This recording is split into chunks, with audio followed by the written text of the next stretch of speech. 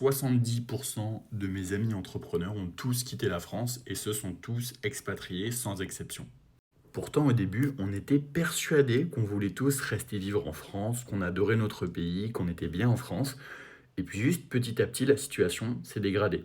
Augmentation des cotisations sociales pour les auto-entrepreneurs, insécurité qui augmente, de plus en plus de taxes, de lois, d'impôts qui empêchent d'entreprendre. Et puis en fait, on s'est tous rendu compte que on pouvait juste pas rester si on voulait vraiment se développer, si on voulait vraiment progresser et si on voulait vraiment avancer dans notre vie. C'est désolant parce que pourtant, on était tous des personnes assez fans de la France. On adorait notre pays, on adorait la qualité de vie, on trouvait qu'on était bien.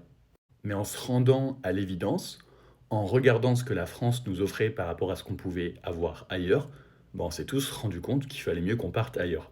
Et ces déclics-là, on les a eus le plus souvent quand on partait en voyage. Exemple tout con, mais avec un ami, on est parti en voyage en Pologne. Et en fait, on s'est dit, mais attends, là, il y a zéro insécurité, on peut marcher dans les rues la nuit, la vie, elle n'est pas du tout chère, les gens sont calmes, on se sent vraiment bien. En fait, pourquoi est-ce qu'on s'obstine à vouloir rester en France et à se faire assommer par des taxes dans tous les sens, alors qu'en partant quelques pays plus loin, on profite d'une liberté d'entreprendre, profite d'un calme, on profite d'une qualité de vie qui est complètement folle. Un jour, en France, et c'est le truc qui a un peu confirmé mon départ, je me suis fait vandaliser ma voiture. C'est-à-dire que je me la suis fait casser, hein, tout simplement. Et je suis allé me plaindre à la police, voir ce qu'il était possible de faire. Rien. Voilà. Ma voiture, que j'avais achetée avec mon argent, que j'avais économisé en travaillant pendant mes études, on me l'a cassée. Et je pouvais rien faire, rien du tout. Et les assurances ne pouvaient pas non plus couvrir parce que j'avais roulé trop de kilomètres avec la voiture, alors qu'en soi, elle était complètement neuve la voiture. Bref, tout ça pour dire que de plus en plus de gens partent et malheureusement, je pense que ça va continuer de s'accélérer dans les années à venir.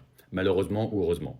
Si toi aujourd'hui tu as envie de partir et que tu sens que tu n'es pas forcément bien en France, sur ma chaîne YouTube, j'apprends aux gens comme toi comment est-ce qu'ils peuvent lancer une activité sur Internet dans la création de sites pour faire leur métier, en vivre, puis ensuite partir vivre où ils veulent dans le monde. Ça va pas te rendre millionnaire, mais ça te donnera au moins l'opportunité de choisir où tu veux vivre.